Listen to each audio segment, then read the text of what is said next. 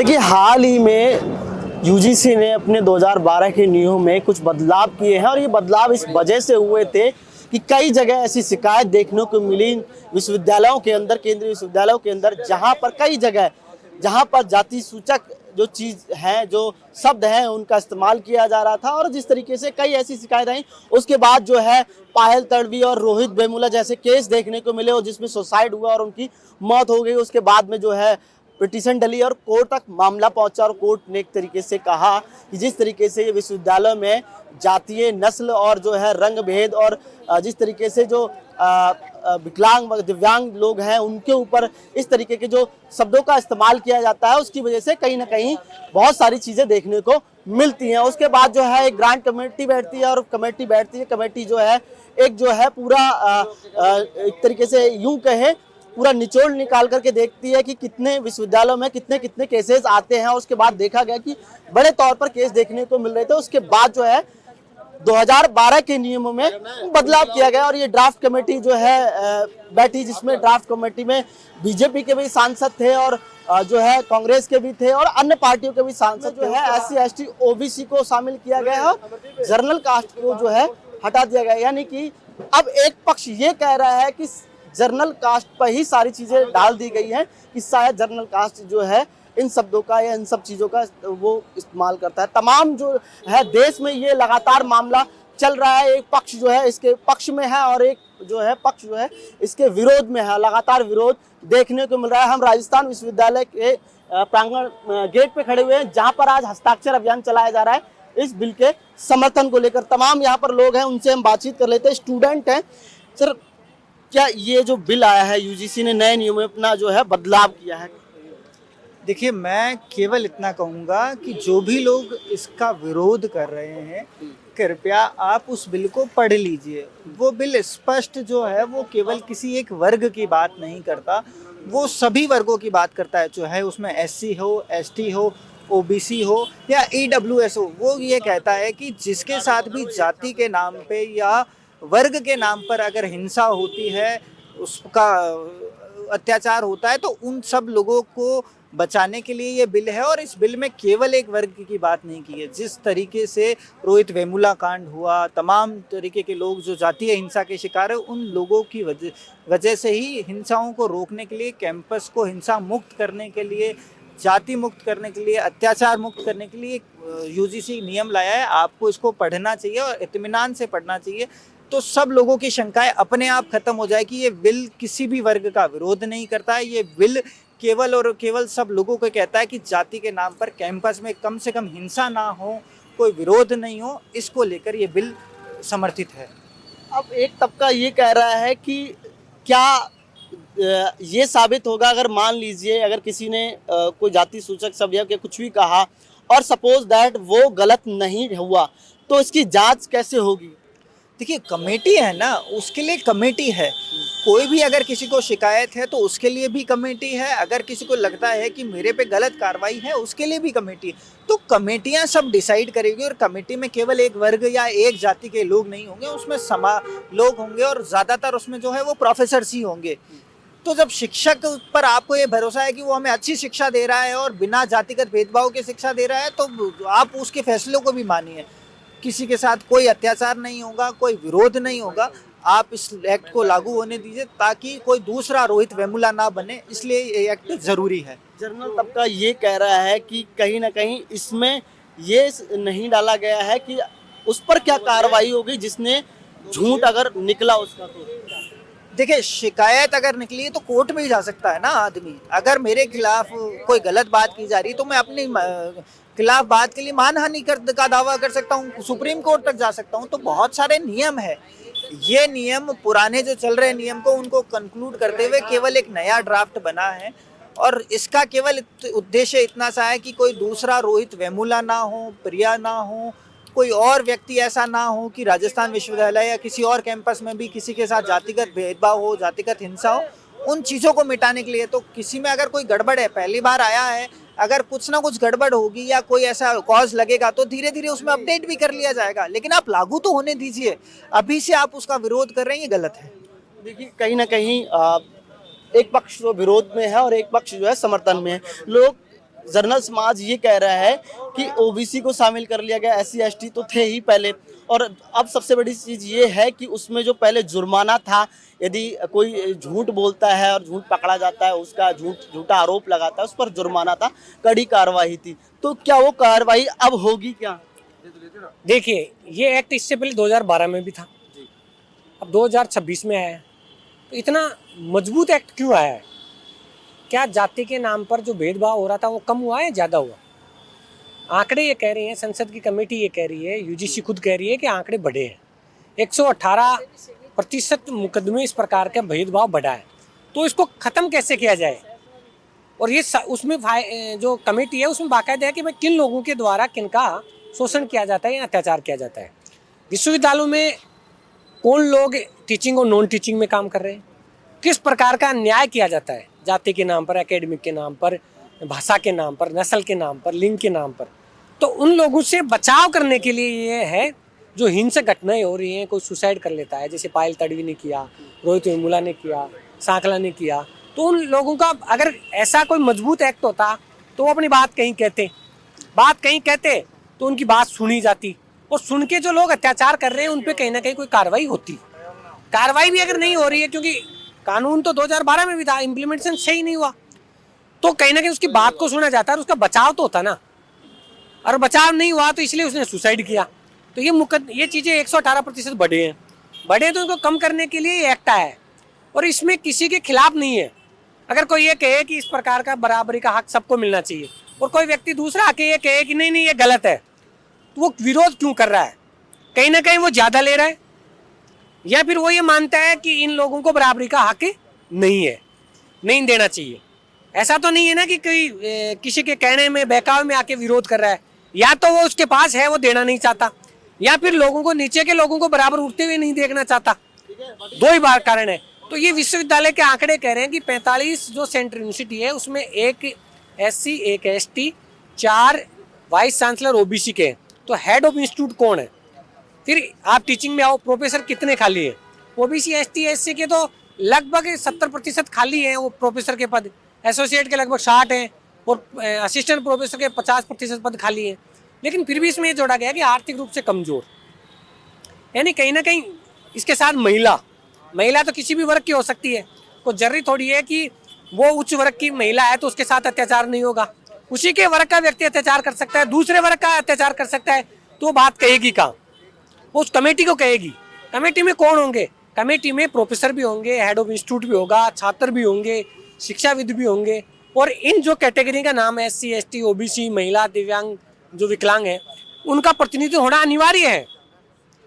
तो इन सब का कारण कोई रहा होगा। संसदीय कमेटी ने रिकमेंडेशन की है, सुप्रीम कोर्ट, माननीय सुप्रीम कोर्ट का जो गाइडलाइन है, जो फटकार यूजीसी को मिली है, और यूजीसी ने इसके बाद में ये तय किया है। लेकिन कोई ये कहे कि ये अब हमारे खिलाफ है, भाई आपके खिलाफ क्यों है, कैसे है? उसका कोई कारण होगा ना। अब वो डायरेक्टली जनरल समाज ये कह रहा है एक कि कहीं ना कहीं सीधे तौर पर हमें दोषी मान लिया गया है। नहीं, कहीं पर भी ये नहीं लिख रखा है कि स्वर्ण जाति से या उच्च जाति से आने वाले व्यक्ति से किया गया इन लोगों के साथ में अत्याचार, कहीं नहीं लिख रखा है। आप इम्तिहान से धैर्य के साथ में जो लोग विरोध कर रहे हैं उनको इस एक्ट को पढ़ना चाहिए। वो कमेटी क्या कह रही है, कमेटी में कौन लोग होंगे, क्या उद्देश्य है, क्यों आया है, और माननीय जो सांसद हैं माननीय दिग्विजय सिंह जी, उनकी अध्यक्षता में जो यूथ और उच्च शिक्षा की जो एक संसदीय कमेटी है, उसकी जो रिकमेंडेशन है उनको भी पढ़ना चाहिए ना। ऐसे विरोध करने के लिए विरोध जो करना। बैठी संसदीय कमेटी बैठी थी उसमें भारतीय जनता पार्टी के भी सांसद थे, और जर्नल और ओबीसी सभी बैठे थे, और पक्ष विपक्ष दोनों के सांसद थे। उसके बाद में ये कमेटी ने निर्णय लिया और ये ड्राफ्ट कमेटी बना करके दी। जो ये कमेटी है माननीय सांसद दिग्विजय सिंह जी के नेतृत्व में, उसमें भाजपा के लोग भी हैं, कांग्रेस के भी हैं, और दूसरी पार्टियों के भी हैं, हर वर्ग का व्यक्ति है। पूरे देश के जगह जगह एजुकेशन इंस्टीट्यूट में, जो मोस्ट टॉप एजुकेशन इंस्टीट्यूट में सर्वे किया है उन्होंने, उनकी बैठक हुई हर प्रदेश में, उसके बाद में चीजें निकल के आई हैं। तो क्या वो लोग इस बात को नहीं मानते? उनके सामने आंकड़ा है कि किसी के साथ में जाति के नाम पर, किसी के पास में वर्ग के नाम पर, किसी के पास में काले गोरे के नाम पर, किसी के पास में महिला होने के नाम पर, कोई दिव्यांग है उसके साथ में, तो किस प्रकार का भेदभाव किया जाता है? वो आंकड़े हैं, वो रिपोर्ट है, वो सर्वे है। कहीं ना कहीं बहुत बड़ा तबका जो है सड़कों पे है, आंदोलन कर रहा है कि कहीं ना कहीं इस नियम में बदलाव किया जाए और कुछ ना कुछ चेंजेस किया जाए जो कमियां दिखाई दे रही हैं। नहीं नहीं नहीं, कितना बड़ा तबका विरोध कर रहा है। ओबीसी, एसटी, एससी को अगर मिला के देखे तो लगभग 85% जनसंख्या देश की इन वर्गों की है। फिर उसमें भी महिलाओं को मिला ले तो फिर क्या बचता है? और अगर उसमें भी धर्म के आधार पर मिला लो तो फिर क्या बचता है? उसमें मात्र 2-3% लोग या ज्यादा से ज्यादा 4% लोग जो व्यवस्थाओं में कब्जा कर बैठे हैं। मैं सीधा ये कहूंगा, जो व्यवस्थाओं में नीति निर्धारक बन रखे हैं, जो व्यवस्थाओं के ऊपर सिस्टम को हाईजैक कर रखा है, वो लोग कतई नहीं चाहते कि निम्न वर्ग का व्यक्ति उनके बराबर बैठे, उसके साथ में अन्याय अत्याचार कम हो। वो चाहते ही नहीं है कि देश मजबूत हो। मजबूत कब होगा? जब हर वर्ग के व्यक्ति का इसमें योगदान होगा देश के निर्माण में।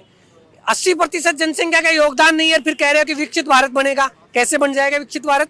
उन लोगों को समय त्याग करना पड़ेगा। अब जो उनको 1 रुपए मिलना चाहिए था उसकी जगह वो 100 रुपए ले रहे थे, अब उनको छोड़ना पड़ेगा। ये आदत डालनी पड़ेगी। अब राजस्थान विश्वविद्यालय में आपने काफी लंबा समय दिया है यहाँ पर, तो क्या लगता है इस विश्वविद्यालय में भी ऐसा भेदभाव देखने को मिला? देखिए, इस विश्वविद्यालय में जो पब्लिक प्लेटफॉर्म पे है वो भेदभाव देखने को कम मिलता है। अगर मिलता है तो वो एकेडमिक रूप से देखने को मिलता है कि किस बच्चे के कितने नंबर देने हैं, किस बच्चे को कैसे ट्रीट करना है, किस बच्चे को कितना गाइड करना है, किस बच्चे को क्या देना है क्या नहीं देना है, किस बच्चे को कहाँ ओबलाइज करना है। ये इस विश्वविद्यालय में भी है।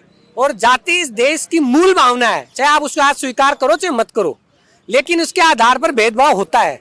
और ये तभी खत्म होगा जब जिसके साथ जातिगत भेदभाव होता है वो उसको विरोध करता है। लेकिन उससे बड़ी बात है कि जो जातिगत भेदभाव करता है खुद, उसको अपना माइंडसेट बदलना होगा। उसको सोचना पड़ेगा कि इसके साथ हमें गलत नहीं करना है। कानून है, संविधान है और ये लोकतांत्रिक व्यवस्था है, कोर्ट है, तो उसको कहीं ना कहीं खुद की माइंड जो सोच है उसको ब्रॉड सोच करनी पड़ेगी। बहुत सारे लोग ये भी कह रहे हैं जैसे SC/ST एक्ट आया था उसका दुरुपयोग किया गया, बहुत सारे लोगों पर फर्जी केसेस लगाए गए, तो ऐसा भी इस नियम में जो बदलाव हुए हैं उसके तहत दुरुपयोग भी हो सकता है। देखिए, SC और ST का जो एक्ट था वो आया, उसको लागू हुआ, मुकदमे हुए, कितने मुकदमे झूठे पाए गए, कितने मुकदमे झूठे पाए गए, कितने सही है। अगर एक चीज के 10% नेगेटिविटी है और 90% उसकी पॉजिटिविटी है तो पॉजिटिविटी पे चर्चा करनी चाहिए ना। अगर वो कानून नहीं होता ST/SC का तो आप सोच सकते हो कि अगर उसका डर नहीं होता, कानून का भय नहीं होता लोगों में, तो किस प्रकार से इन वर्गों के साथ में अत्याचार करते। आज भी चाहे राजस्थान में देख लो, दलित लोगों के साथ में, आदिवासी लोगों के साथ में किस प्रकार का खुलेआम अत्याचार किया जाता है। ये राजस्थान की बात कर रहे हैं हम। पूरे आप मारवाड़ में चले जाओ, आप मेवाड़ में चले जाओ, आप बागड़ में चले जाओ, सब जगह होता है। ये भेदभाव वहीं खत्म हुआ है जहाँ शिक्षा है, जहाँ रोजगार है, जहाँ समानता है, जहाँ अवसर की समानता है। तो क्या माने कि लोगों के जहन से अभी भी जो जाति चीज की जो चीजें गड़ी हुई है वो निकल नहीं पा रही? जाति, मैं इसको पर्दे में स्वीकार करता हूँ। जाति का जो जहन में है ना वो जाता नहीं है।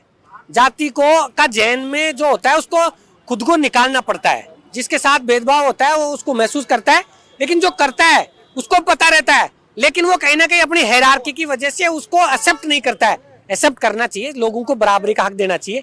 कोई कानून में किसी भी प्रकार का अगर गलत है तो उसको कहीं ना कहीं सुधार करने की आवश्यकता है। ऐसे नहीं है कि आप एक सिरे से ये कह रहे हो कि ये गलत है, ये खारिज करो इसको, ये तो कतई सही है ना, नहीं है ना। आप आंकड़े उठा के देख लो कितने लोग सुसाइड कर रहे हैं, जाति के नाम पर, लिंग के नाम पर, भाषा के नाम पर। जिनके साथ जो कह रहे हैं कि ये ऐसा है तो उनकी बात सुननी चाहिए, और कोई गलत है तो उसको अमेंडमेंट करना चाहिए। ये नहीं कहना चाहिए कि इसको रद्द करो, ये गलत है। आप क्या कहना चाहेंगे? ये जो भाई साहब बता रहे हैं कि जाति के आधार पर कॉन्सेप्ट, तो ये अगर पूर्णतः तो सही नहीं है और पूर्णतः गलत भी नहीं है। भाई देखे जाए जातिगत भेदभाव है, लेकिन उसे ऐसे कानूनों से मिटाया नहीं जा सकता।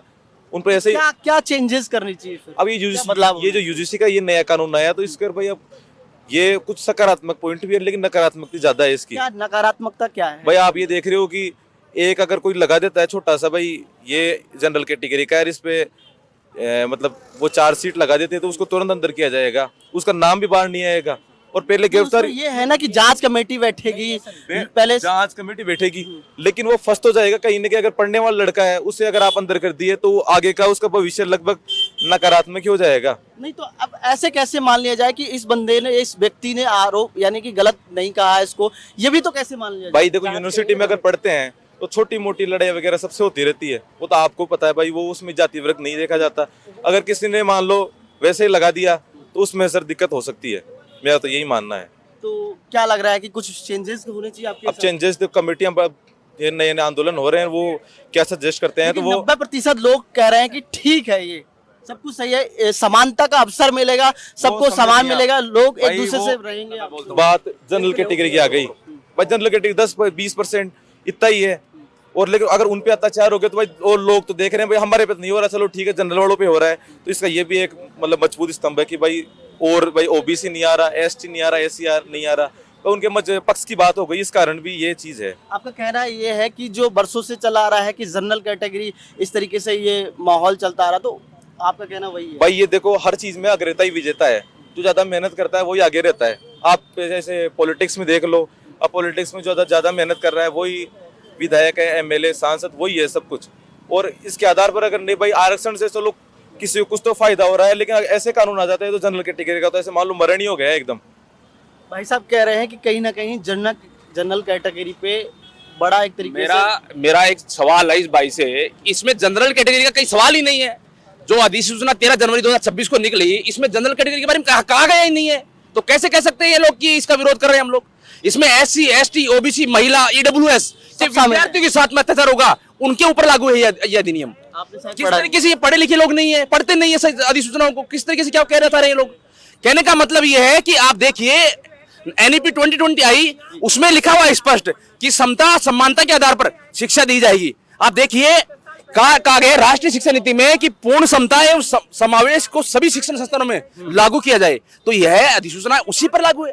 माननीय सर्वोच्च न्यायालय का जो आदेश है उसको यूजीसी को मानना पड़ेगा या विश्वविद्यालय को मानना पड़ेगा। तो आप ये नहीं कह सकते कि जनरल के लोग विरोध कर रहे हैं, जनरल वालों के लिए कहा गया ही नहीं। इसके अंदर लोग माहौल पैदा कर रहे हैं गलत तरीके से, उन्मेष पैदा कर रहे हैं गलत तरीके से कि इसमें सवर्णों के लिए कहा गया है, ऐसा कुछ नहीं कहा गया है। क्या सवर्ण लोग ईडब्ल्यूएस में शामिल नहीं है? बिल्कुल है। तो फिर कैसे कह सकते हैं? इस पे स्पष्ट लिखा हुआ है, आप देखिए उद्देश्य पढ़िए इसका, इस अधिसूचना का उद्देश्य पढ़ रहा हूं आपको। धर्म, नस्ल, जाति, लिंग, स्थान, दिव्यांगता के आधार पर विशेष रूप से अनुसूचित जाति, अनुसूचित जनजाति, सामाजिक एवं शैक्षणिक उन्मूलन में पिछड़े वर्गों, आर्थिक रूप से कमजोर वर्ग, आर्थिक रूप से ईडब्ल्यूएस आ गया। तो हम कैसे कह सकते हैं आप लोग कि इस तरीके का विरोध कर रहे हैं? क्या जो लोग विरोध कर रहे हैं उनको अभी पता नहीं है या बहकाया जा रहा है? देखिए वो लोग पढ़े लिखे हैं तो पढ़े लिखे नहीं है, उन लोगों को बहकाया कहा जा रहा है। किस तरीके से वो लोग गलत तरीके से अफवाहें फैला रहे हैं, ये कोई अफवाह फैलाने का स्टैंड नहीं है। यहाँ पर विश्वविद्यालयों में पढ़ने वाले विद्यार्थी एक अपना अच्छा माहौल पैदा करें, यहाँ अच्छे से रहें। हम देखते हैं, आप देखते होंगे विश्वविद्यालयों के अंदर कि किस तरीके से एससी, एसटी, ओबीसी महिलाओं के साथ में अत्याचार होता है।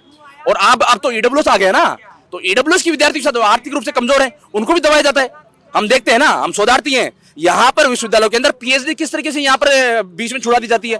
तो ऐसा नहीं है कि उन सबके साथ सबके लागू है ये। जनरल कैटेगरी ये कह रही है कि कहीं ना कहीं जिस तरीके से एससी, एसटी का भी कहीं ना कहीं दुरुपयोग होता था, उसके साथ मुझे एक चीज बताइए, मैं एक चीज आपको तथ्य के साथ कह सकता हूँ कि पहले एससी, एसटी, ओबीसी का विद्यार्थी पहले डायरेक्ट थाने में चला जाता था कंप्लेंट दिखाने के लिए। अब यूजीसी ने ऐसा इंतजाम कर दिया कि वह विश्वविद्यालय के अंदर ही, ये तो बचाव है, उल्टा बचाव का उपाय है। ये तो बचाव का उपाय निकाला है कि कमेटी बना करके निर्णय कर देगी यूनिवर्सिटी, विद्यार्थी को भी जाने की यूनिवर्सिटी, प्रोफेसर को भी जाने की यूनिवर्सिटी, कर्मचारी को भी जाने की। तो ये तो बहुत बड़ा अच्छा है ना, अच्छी चीज है इनके लिए। तो ठीक है भाई ये तो अपना पक्ष रख रहे हैं भाई, अगर एक अपना आदमी पक्ष रखता है तो दूसरे कहीं ना कहीं मरण हो जाता है।